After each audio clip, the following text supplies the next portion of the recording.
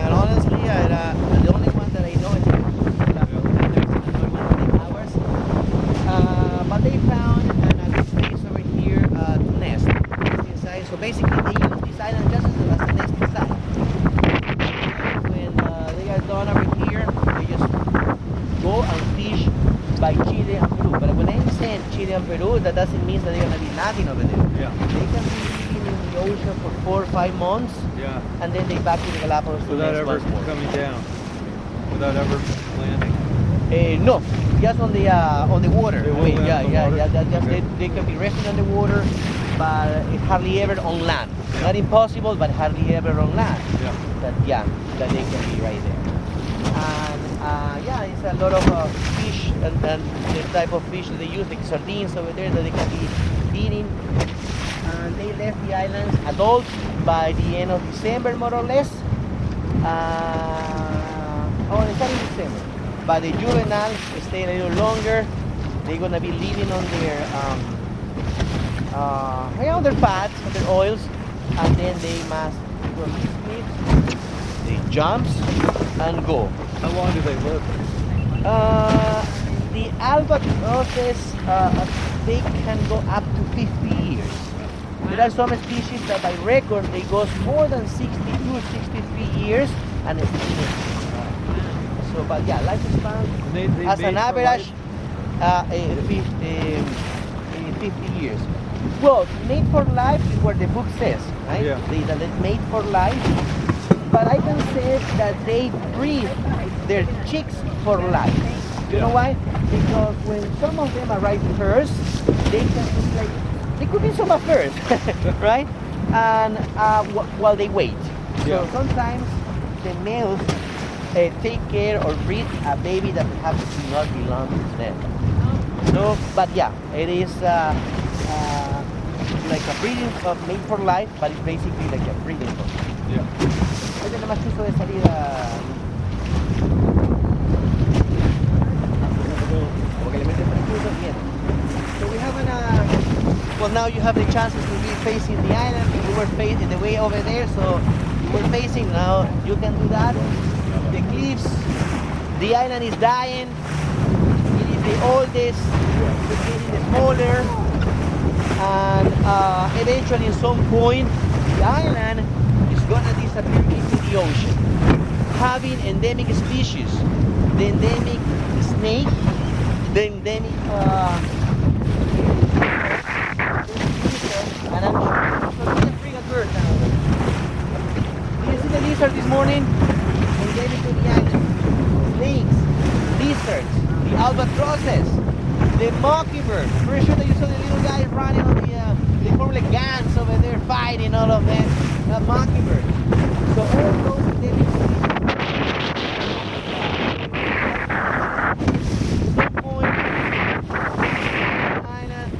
disappear because the island is gonna disappear. Not tomorrow. It's gonna be in a couple of years. We saw I think we saw an iguana swim up to the. Oh yeah. Iguanas, we have lots. That is the marine iguanas, and we're gonna see lots of them. So by the end of the cruise, we're gonna have at least 500 pictures of iguanas. And that is nothing, because you are going to have over 800 sea lions pictures. If they are babies, perhaps even a cat. Everybody wants to take at this thing. We got the warning about that. So came over here to see these birds. So now nos vamos, no llegamos a la punta, pero le metemos chuzo y nos vamos al área de ese parque, ¿ya? Para vacilar el área de ese parque. A beautiful place. By the way, locally, or locals, we call this section, I mean from the different angle, we call airport.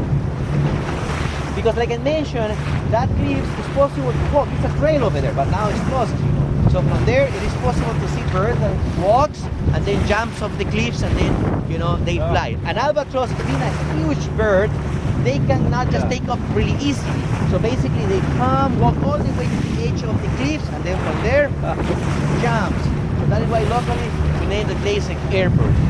Because that is a different angle. We were, you know, really low over here, but from there, we can see all these birds passing by, like another red-tailed tropic birds, or the swallow-tailed gulls, frigate birds, and Nazca boobies as well. This is not a season for albatrosses, but well, time to time